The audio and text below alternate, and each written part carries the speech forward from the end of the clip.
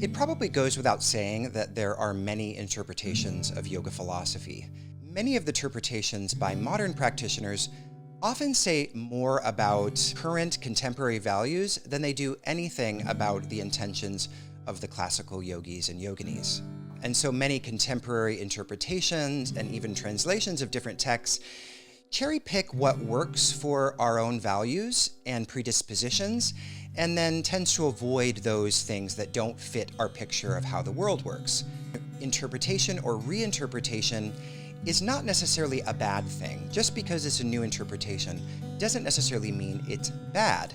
But if we can distinguish between not so good interpretations of yoga philosophy and good ones tend to be self-conscious about their worldview. They are basing their interpretation on a particular philosophical picture that they are also then defending through various principles and philosophical arguments.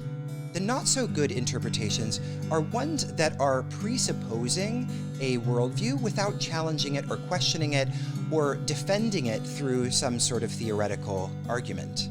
The yoga tradition is rich with interpretations and reinterpretations of various philosophical themes and doctrines, and one of those is the 8 limbs, which is what I want to talk about today. Now, many of you are very familiar with the 8 limbs of yoga from the Yoga Sutras of Patañjali, this classical yoga text that many of you have probably studied, or if you haven't, you can check out our course with Edwin Bryant. So while we often associate the 8 limbs just with the Yoga Sutras because that's what we know it from, the 8 limbs was actually a schema and a sequence that we find throughout many later yogic texts.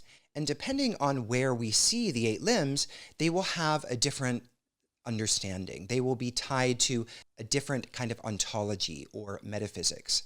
So the Ashtanga, or the 8 limbs of yoga, is one of the most famous descriptions of classical yoga.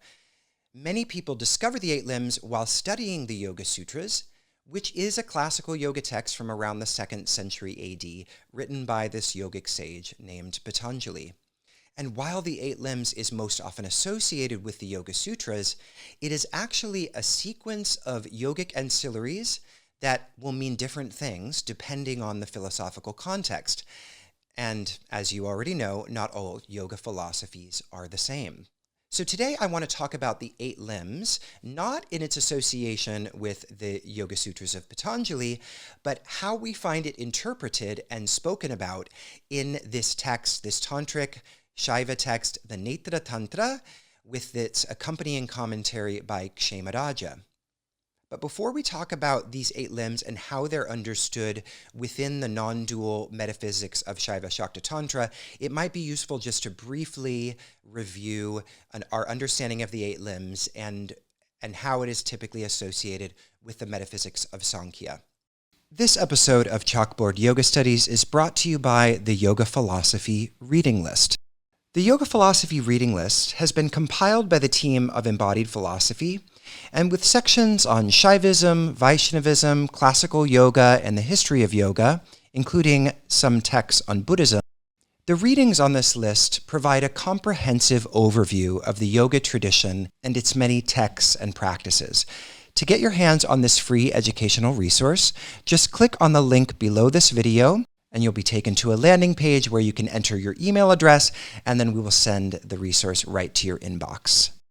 So when we study the Yoga Sutras and we study the tradition which is considered to be the metaphysical backdrop of Patanjali's yoga, we soon learn that the Samkhya is a dualistic tradition. Now, dualism means many things. If you've heard of dualism before, it might be the mind-body dualism that is most famously associated with this early modern thinker named René Descartes, European thinker. Descartes has become somewhat of a poster child for the so-called mind-body problem. Without getting too far in the weeds, the mind-body problem essentially seeks to understand how the mind and the material world interact and relate to each other.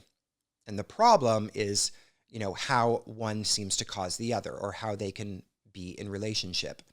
Because the thinking mind seems to be comprised of states of mind, mental objects, feelings, thoughts that seem categorically distinct from physical material objects and processes, there is therefore this conundrum, this problem around how physical reality can create something like ideas, like mental objects. And so this problem takes the form of what's called an ontological gap between mind and body, or mind and matter, or subjectivity and objectivity, this gap which remains unfilled to this day. Mind-body dualism is different from the dualism that we find in the Samkhya. The dualism of the Samkhya is between Purusha, on the one hand, and Prakriti, or contentless consciousness, Purusha, and the objects of consciousness, Prakriti. So objects of consciousness include all mental objects as well as physical ones. So to bring it back to Descartes and the mind-body dualism of Descartes, the Samkhya actually offers a perspective that resolves this problem, maybe not, convincingly, but by positing that Prakriti includes both physical objects and psychological objects, it is essentially saying that mind and body are two aspects of the same thing, that same thing being Prakriti. So Samkhya kind of resolves the mind-body dualism, but it creates a new dualism that, depending on how you look at it, also needs to be resolved in some way, although Samkhya says that the distinction between Purusha and Prakriti, or consciousness and the objects of consciousness, is an eternal division, that reality is actually made of these two distinct substances. So the new ontological gap, so before we had the ontological gap between mind and body, now we have an ontological gap in the Samkhya between all the objects of consciousness on the one hand, and the consciousness that is able to witness them on the other. All the objects of consciousness includes all physical objects and mental objects, because a thought, a feeling in my head is something that I can objectify. It is something that I can perceive. It is something that I can witness, but it is not the witness itself.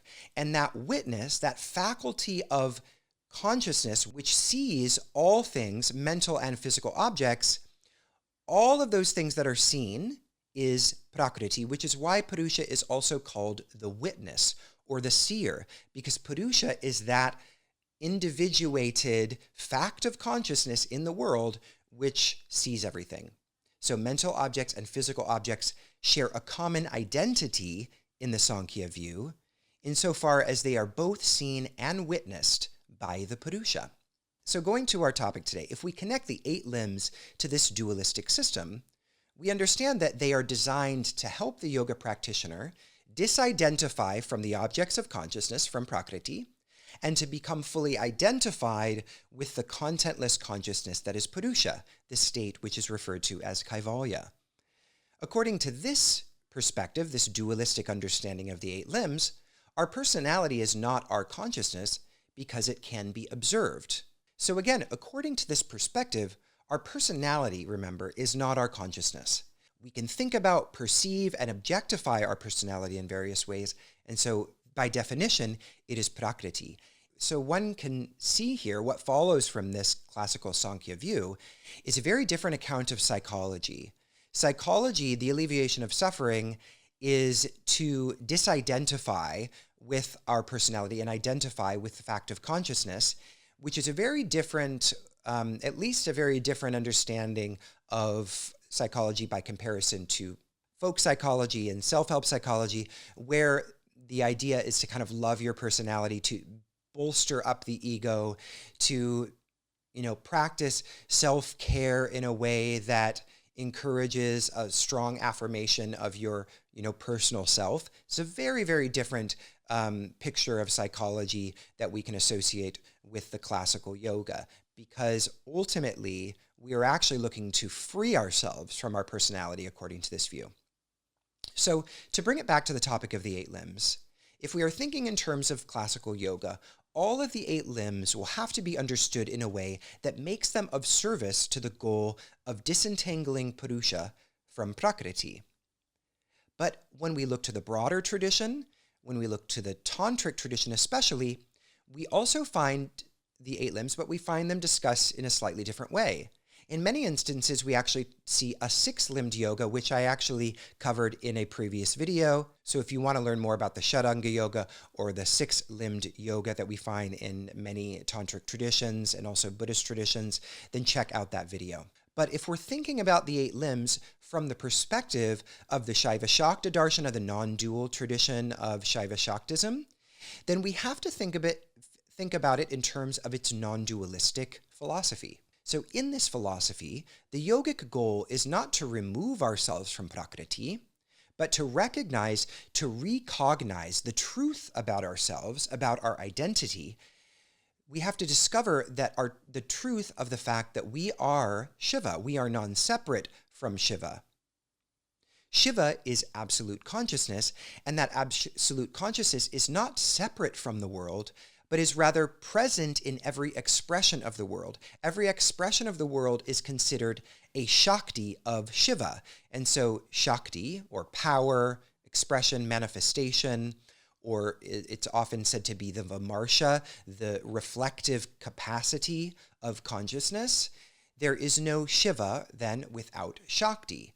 Shiva, the luminosity of consciousness, the Prakasha, and Shakti, the reflective capacity. And both together are Shiva, or if you like, Shiva-Shakti. And so the problem, according to this tradition, is not that we are entangled in Prakriti, it's that we are ignorant about who we truly are. And this ignorance, again, has nothing to do with any kind of misidentification with Prakriti.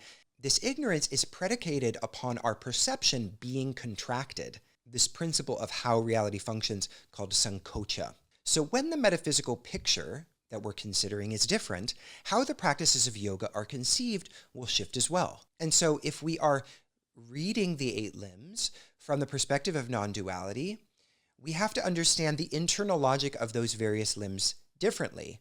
And the internal logic of these limbs will be related to a process of expanding our perception, what the tradition speaks about as this kind of effortless, subtilizing process, wherein every limb is an equally potent and valid access point to the divine reality that, again, is our true nature. So there's actually a number of places where we find the 8 limbs interpreted in this tantric way.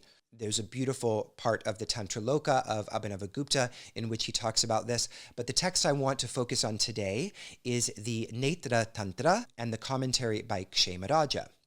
For a very wonderful study of the yoga of the Netra Tantra, you can check out this book that I'm holding up here, The Yoga of the Netra Tantra, Third Eye and Overcoming Death, by this great scholar practitioner, as far as I understand, Bettina Boehmer. And she's actually based in, she lives in Varanasi, so doing her work, very auspicious work from that wonderful sacred place in India. So in this book, Boehmer translates and does a commentary on a number of chapters from the Netra Tantra as commentated upon by Kshemaraja. And the 8th chapter especially comments upon the 8 limbs and reinterprets their meaning on the basis of the Śaiva-Śakta non-dual philosophy. So the translations that I'm offering here, just so you know, are based on Boehmer's translation, and so you can find those in her book if you decide to purchase it for yourself. I highly recommend that. So let's go to the 10th verse of chapter 8. Yama means to be ever detached from the world of becoming, samsara. Niyama is constant contemplation, bhavana, on the supreme reality. So already this is so interesting, right? So the yamas, rather than being a series of disciplines as they are understood in the Yoga Sutras, is associated with being detached from samsara, which is the cycle of birth and death, right? So samsara, as some of you may already know, is this worldview of reincarnation that we find throughout the spiritual traditions that derive from India and South Asia.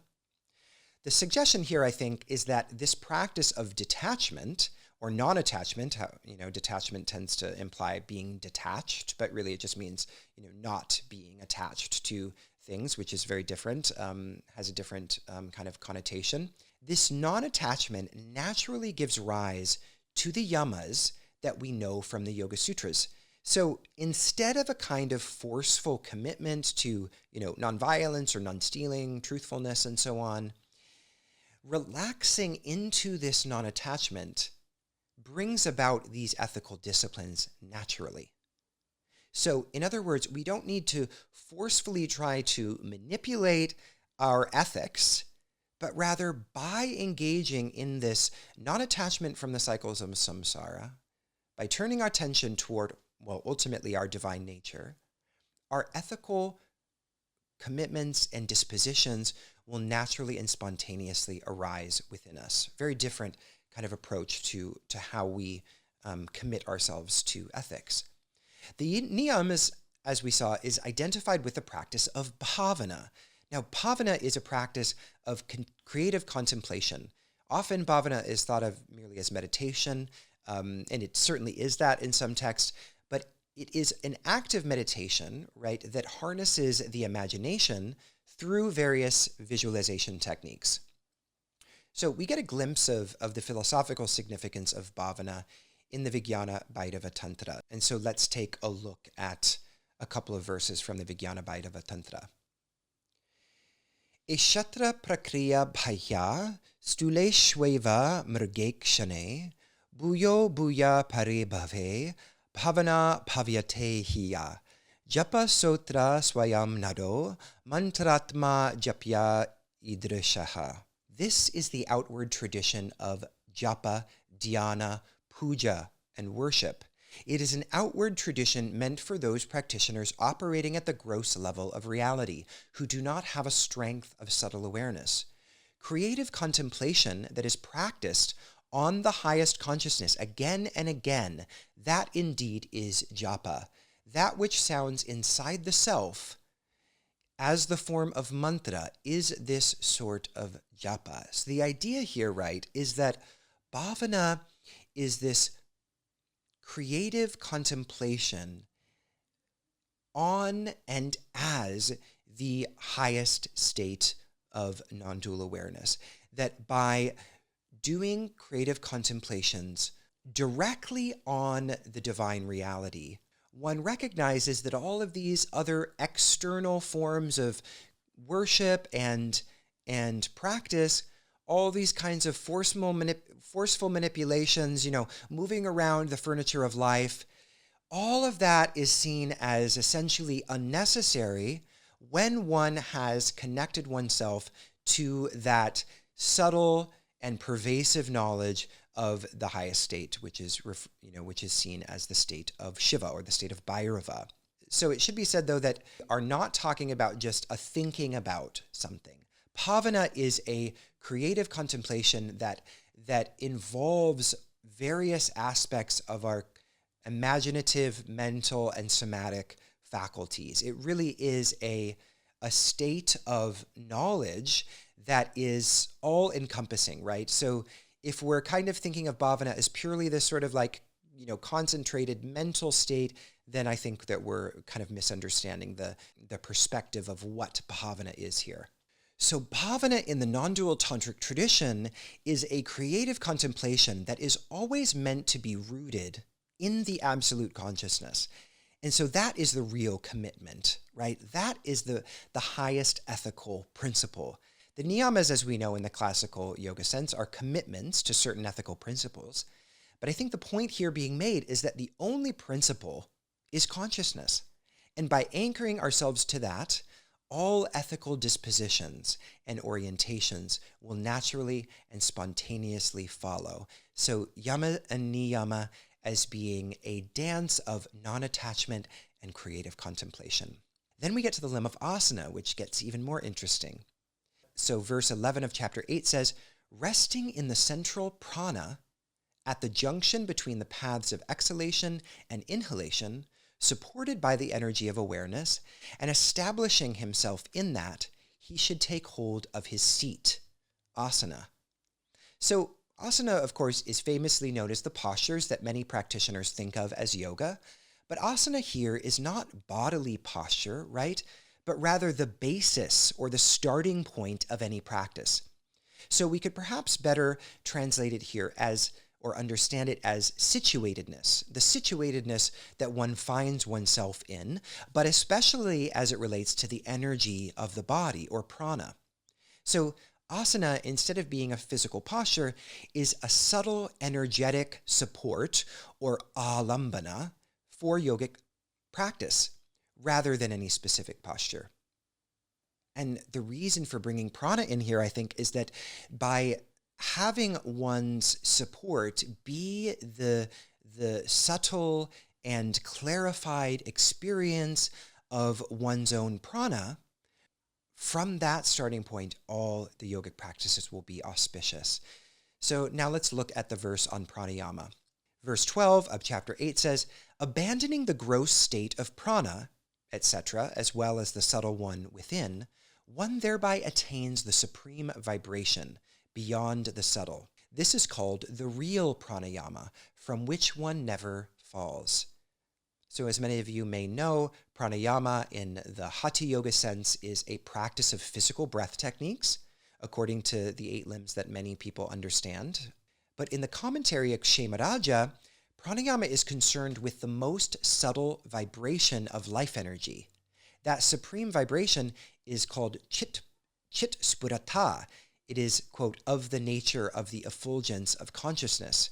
So if the physical pranayama of the classical yoga's 8 limbs is about equalizing one's life force through breath techniques, then this subtle, supreme pranayama is to remain equalized in the subtle vibratory source of all energy. We get a little bit of this if we look at Kshemarāja's commentary on this verse of the Netra Tantra. So his commentary says, beginning with prana, one should abandon, i.e. one should give up the gross state of rechaka, puraka, etc., which are naturally practiced with prana, apana, and samana, exhalation, inhalation, and equalizing breaths. This is referring to the 5 pranas that we'll have to devote another video to. We don't have time to explore it now. And in the intermediate state of the gross pranayama in the middle path, which is subtle, one should again give up the forms of expelling and taking in the life breath. Then from there, one attains the supreme vibration, which is even beyond the subtle, and which is of the nature of effulgence of consciousness. Therefore, the supreme vibration is beyond the gross and the strained breath. This is the discipline of the nature of the pacified manifestations, which has been explained in its highest form. Therefore, taking recourse to this pranayama, one does not fall again, which means one never leaves the state of one's pure nature of consciousness. So I don't think that here we need to interpret this as saying that we should stop breathing. It's instead saying that the physical breath, the inhale and the exhale, and all of the various pranas, the 5 pranas that we can speak about in another video, these are but an outer and external gross level manifestation of the subtlest prana, which is the spanda, the vibratory frequency of reality itself. And so pranayama is not a physical manipulation of the breath, but rather a attuning to the source of all breath. So as we continue this tantric interpretation of the 8 limbs, we of course come to Pratyahara, which generally in the classical system is associated with just a withdrawal of the senses, a turning of the senses away from external objects. Here in the Netra Tantra, Pratyahara is entering into the abode of supreme consciousness.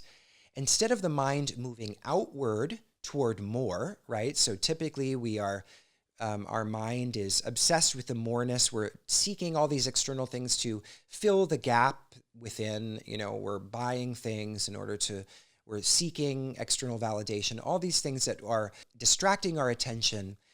In Pratyahara, we are redirecting our yearning for more to the supreme consciousness within, to the absolute self, the capital S self. So let's look at the text. Leaving aside even the subtle sounds, etc., which are modes of sensation caused by the gunas of Prakriti and are experienced only by the mind, one should enter the highest state with one's own consciousness. This is called the real Pratyahara. This cuts away the noose of transmigratory existence. So it's interesting that sometimes when in some accounts of the 6 limbs, which again, I spoke about the Shatanga Yoga in another video, check out that video if you want to learn more. In some traditions of the Shatanga, the first limb is actually Pratyahara. And that seems to be logical in the sense that all of really the yogic path, the tantric path, is first initiated by a turning inward toward this absolute consciousness, which is the source of everything. But we have to start at home, right? We have to start with our own body mind. We have to recognize that the interconnectedness of all reality is equally present within us. We don't need to externally locate it. We just have to look within. And Pratyahara, I think, in this more tantric understanding, is that aspect of the 8 limbs that is turning our attention toward that great identity within ourselves. Now let's talk about dhyana. So the subtilized tantric interpretation of dhyana hinges on the presence of an object of meditation. To meditate on the absolute consciousness is to meditate on something that is not an object, right? It is not objectifiable because it is the source of all objectification, right? In the classical yoga, which again is based on the Samkhya, the object of meditation is a tool that is by necessity a part of Prakriti, because again, all objects of consciousness are a part of Prakriti. So we have to use a prakritic object in order to go on a yogic journey. But ultimately, right, the goal is to leave Prakriti entirely behind. We want to actually escape from Prakriti and reside in Purusha.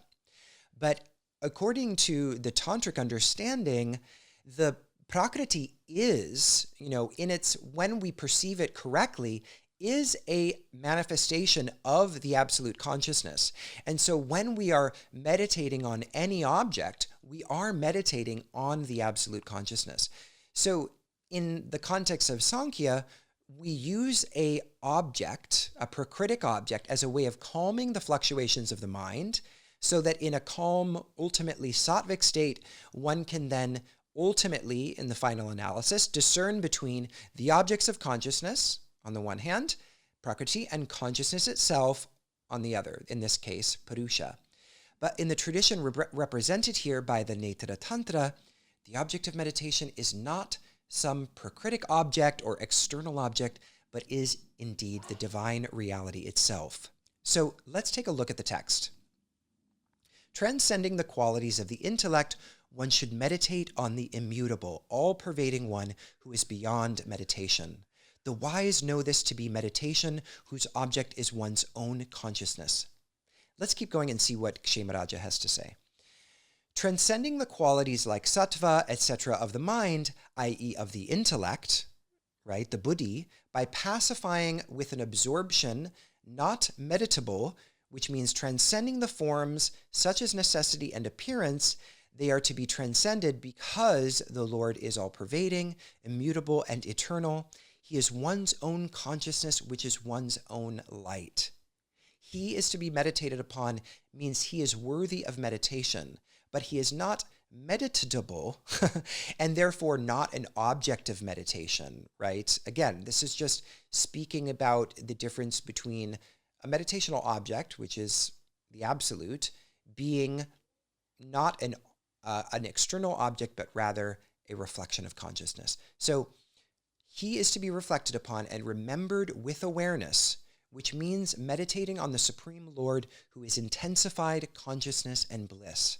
Reflecting thus, the wise, the knowers of reality, know this to be meditation, which is reflective awareness on him, which means they know it by an unbroken tradition. That is the meaning.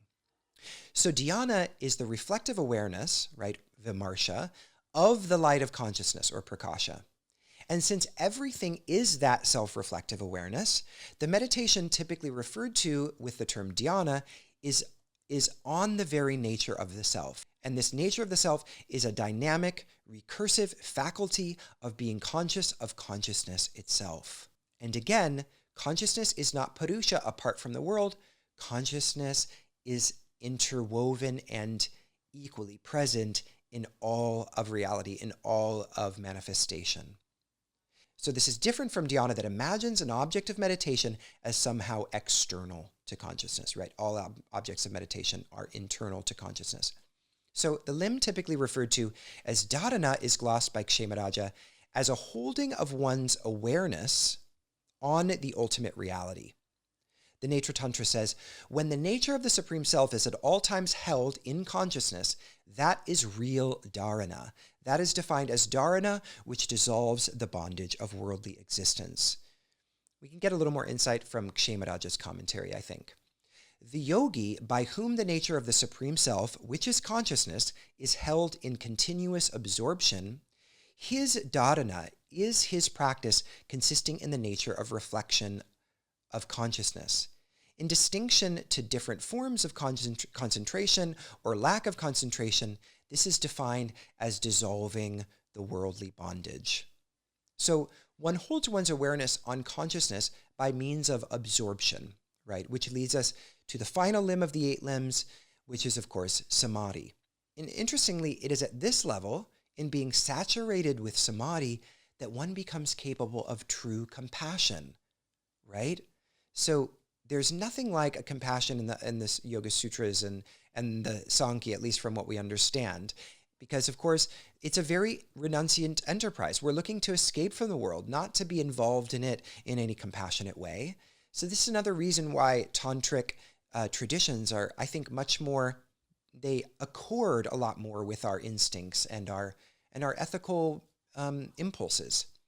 This compassion that we find here associated with Samadhi is a state that naturally arises from Samadhi as a state of samhadana, which means absorption. So madana is derived from the same root as Samadhi. So let's look at the text. Fixing one's mind equally in all beings is called samadhana, free from all mental representations. This is called true samadhana, right? True samadhi. All else is merely befooling the people. So this is a truly incredible verse because it points out the radical difference between samadhi as understood in the classical yoga and samadhi as associated with the non-duality of the Netra Tantra. You know, it's not saying that closing your eyes is somehow not necessary and therefore meditation is unimportant. No, it's ultimately saying that the samadhi that is experienced internally is not the ultimate goal, right? This is speaking about an open-eyed samadhi, a samadhi by means of which one is looking out at all of the world, one is meeting one's fellow beings, one is seeing animals and all of nature and experiencing how it is all imbued with the same fundamental consciousness. And that is the samadhi that these verses are speaking about. So samadhi is precisely that state by means of which one encounters the non-separateness and interconnectedness of absolutely everything. So let's see what Kshemaraja has to say.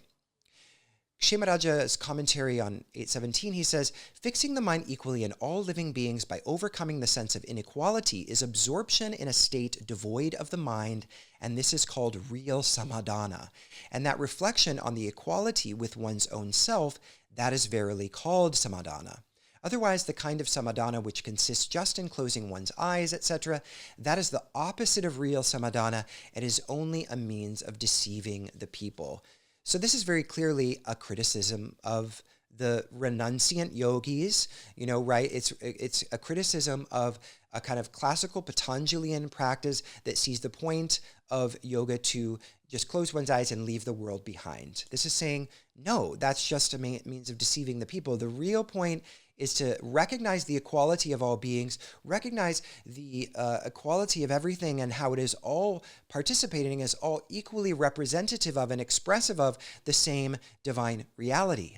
And, in a world where, people are engaged in all sorts of various forms of fundamentalism and inegalitarian dispositions and hierarchical understandings and thinking that certain people are better than other people for whatever reasons.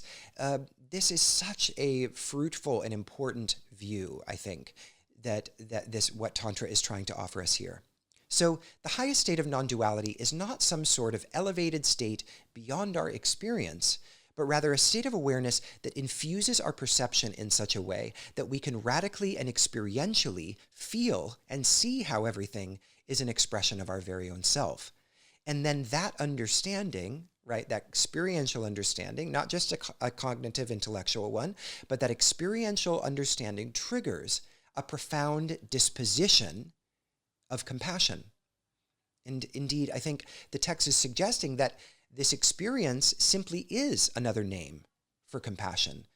Insofar as to be conscious of non-separateness is to automatically be compassionate in the deepest possible sense. So the highest state of samadhi, the highest state of yoga, is a comprehensive experiential perception of the equality of all beings. Think about that for a while. Contemplate on that. In a world where, political theories of equality don't really receive much attention, and in a world where a newfound conception of equality based on our shared, fundamental, universal identity is all participating in this dance of consciousness, I think that this is such an important view. The Netra Tantra says in the 18th verse of chapter 18, when one has a sense of the equality for all beings in this world, seeing oneself and others as equal, contemplating thus, I am Shiva, I am free from duality. This is called the highest state of samadhi. Kshemarāja says, I am all this. This is called the highest samadhi, which is of the nature of the arising of pure wisdom, consisting in a state of the unity of subject and object. This is well known according to tradition. And then finally, the Netra Tantra explains this state of the highest yoga, or the highest state of consciousness, from which the practitioner will never waver, right? Hopefully. So within that state, the tradition says, no other means or practice or technique is necessary. When one is abiding in that state of pure consciousness, you don't need to do any kind of meditation practice because you are perceiving reality, in this kind of effulgent way. So this is also sometimes associated with this path of anupaya, what is known as the non-method method, or the method of no means. It's the method of no means because it is a path that spontaneously realizes the nature of reality. Now, many of us need meditation, but the idea here is that, eventually, through the cumulative results of our meditation, this grace of divine perception will naturally manifest itself in our awareness, in our experience. So one of the final verses we'll look at today, verse 19. This is known as the supreme samadhana, in which the perfect essential nature, one's own awareness, the nature of consciousness arising from one's own being, and the true nature of one's experience are realized. Kshemarāja glosses the verse this way. By a perfect once and for all means, the abode of consciousness flashes forth that which is the natural essence of consciousness. One's own nature being expanded, this is the ever arisen supreme samadhana, the true nature of one's own experience, which is self-illumined and from which one does not fall. The reason I wanted to explore this today, I hope has kind of come out a little bit for you. I think that when we are reading the Yoga Sutras, or when we encounter the 8 limbs, we think that it's only supposed to be understood one way, right? The Patañjalian way. Even there, when we are trying to interpret it on the basis of a lack of understanding of the original philosophy, we can fall into all sorts of contradictions. The truth of the matter is that many of us are householders. We are planning to live affirmatively in this world with our relationships and with our families and with our jobs. And so we need a practice that is going to fit our participation in the world. And the 8 limbs, as interpreted through the classical dualistic Samkhya, it's not to say that we can't find some way to fit that with our modern world. It just takes a few more backflips. Whereas when we look at the 8 limbs as explored, for example, here in the Netra Tantra and in Kshemarāja's commentary, I think we're seeing a conception and interpretation of the 8 limbs that fits a lot of our instincts about how we want to show up in the world, about how we want our spiritual path to unfold, which is to ultimately experience the non-separateness and the interconnectedness of everything. We want to be able to experience all the vicissitudes of life. We want to be able to experience some negative, some challenging circumstances without being thrown off the throne of our own perception of that state of non-dual consciousness. But to do that, we have to be able to experientially inhabit this view, this samadhana state of being absorbed in a perception that recognizes the interconnectedness of everything. And this conceptualization, this interpretation of the eight limbs, I think does just that and is a really worthy topic of investigation. Before we end our studies for today, I just wanted to take one more opportunity to mention the Yoga Philosophy reading list. The Yoga Philosophy reading list is a comprehensive list of all the yoga philosophy books that you need for your wisdom library. To grab your copy of this free educational resource, just click on the link below, give your email, and we will send it directly to your inbox. So thank you so much for joining me for another edition of Chalkboard Yoga Studies. Next time, I might actually use my new chalkboard that came in the mail. It's kind of funny that there's no chalkboard and it's Chalkboard Yoga Studies, but with the slides that I'm using, hopefully you can see that there's a chalkboard in the background, and so I'm doing my part to try to keep it chalkboardy. So this is a new series, or actually it's a continuation of an old series that I did several years ago. I would love to hear from you what you want me to talk about. What are the areas of yoga philosophy or yoga studies that you feel a little unclear about, or you feel like there's a lot of potential to go deep into? I obviously have a whole list of things I want to share with you, but I would love to get some of your comments and some thoughts on what you'd like to learn. So go ahead and do that in the comments. And as always, please like this video and subscribe to our channel. There's going to be many, many more videos, educational experiences like this to come, and your participation in our community at Embodied Philosophy makes it all worth it.